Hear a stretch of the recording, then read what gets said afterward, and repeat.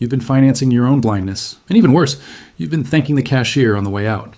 Every bottle of bright blue glass cleaner you ever squeezed onto that windshield.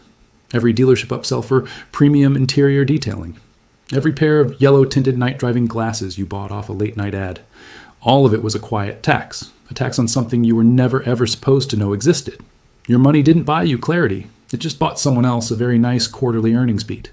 Let's talk about what actually happens the second you pull onto a dark road. Oncoming headlights hit your windshield and instantly detonate into a solid white wall that swallows both lanes whole. You grip the steering wheel until your knuckles ache. You squint so hard your temples start pounding. You lean forward, like 6 inches of posture is somehow going to outsmart physics. And then you do exactly what 30 years of American drivers have done in that exact same seat before you. You blame yourself. Man, my eyes are getting worse. Guess my age is finally catching up with me. Maybe I have an astigmatism. Maybe it's time for a stronger prescription, a newer car, or just a different route home altogether. None of that was ever true. Not one single syllable. What is sitting on the inside of your windshield right now, completely invisible under normal daylight, is a chemical layer. And it is so aggressively bonded to the glass that absolutely no consumer product sold in any aisle of any store in this country was formulated to dissolve it. Windex slides right across it. Paper towels, they just polish it into a smoother glaze. That $200 detail job at the shop on the corner, they buffed directly over it, sprayed something that smelled like artificial lemons, and handed you a receipt for a clean windshield you never actually got. This substance has a name. The industry just makes sure they never say it where a paying customer might hear. It's called plasticizer. It is the oily compound engineered into your dashboard vinyl to keep it soft and crack-free across years of brutal sun exposure.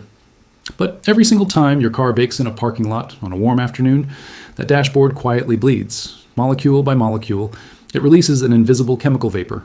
That vapor drifts upward through the sealed cabin and welds itself to the coldest surface it can find. That surface, without exception, every single time, is the inside of your windshield. A chemist working at General Motors actually caught this back in 1973. He scraped the residue off test vehicles parked under the full Arizona desert sun.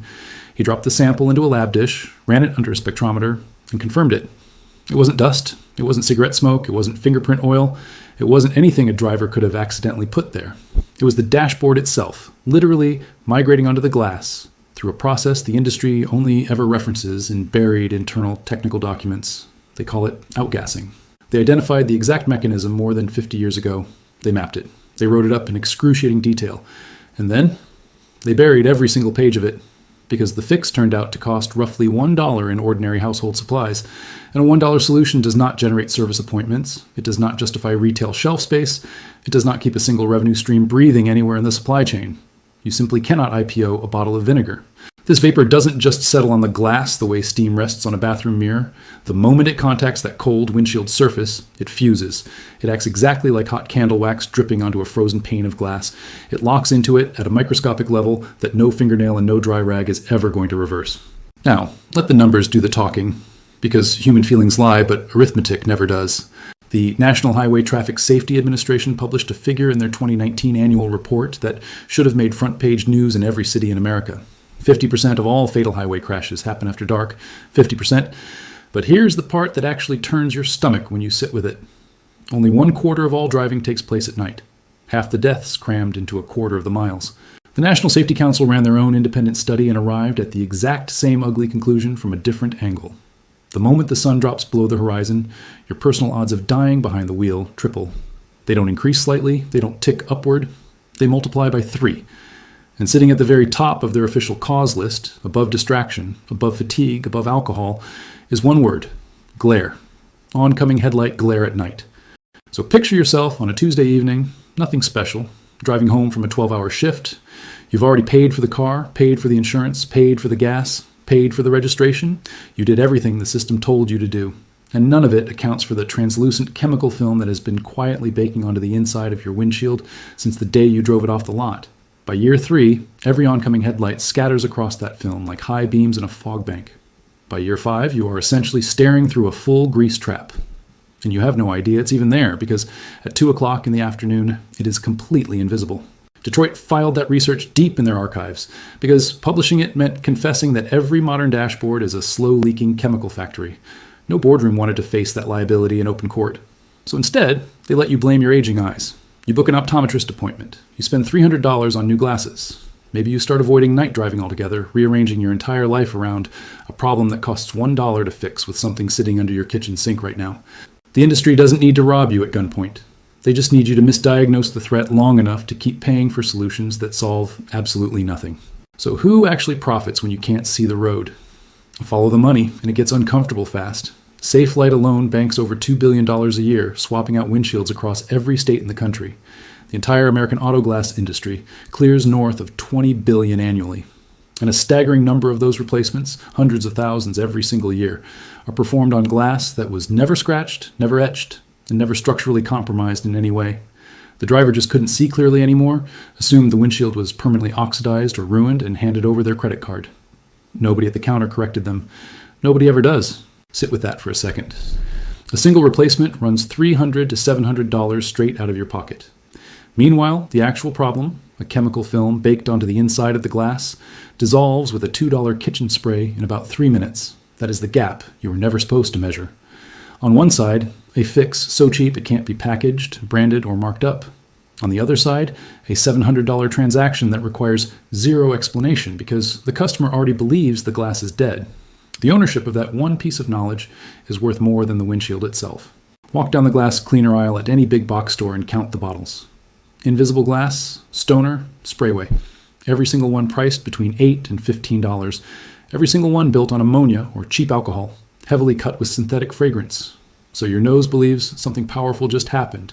Not a single one of them is chemically formulated to dissolve plasticizer. They clean around the film. They clean on top of the film. They never actually touch the film itself. You pay, you spray, you wipe, and 2 nights later the halos are back, and you assume your eyes are getting worse. That's not an accident of chemistry. That is a product category designed to keep you buying without ever solving. But knowing exactly how the game is rigged against your wallet changes nothing unless your hands actually move tonight. Here is the single, boring mechanical action that snaps their cycle in half. And it starts the moment you pull into shade after work. First, park somewhere the sun cannot reach your glass. A garage, a carport, the shadow side of your apartment building. Touch the windshield from the inside. If it feels even slightly warm, wait. Heat will flash the cleaning solution off the surface before it ever reaches the chemical layer bonded underneath. And you will convince yourself this method failed when really you just gave the film a head start. Next, lay an old bath towel flat across the dashboard. Not to be neat. You do this because every drop of liquid that slides off that glass carries dissolved plasticizer with it. And plasticizer landing right back on your vinyl dashboard is how the cycle feeds itself all over again. The towel catches the runoff and breaks the loop right there. Take a completely dry microfiber cloth. No liquid, nothing wet. Drag it across the entire interior surface of the windshield first.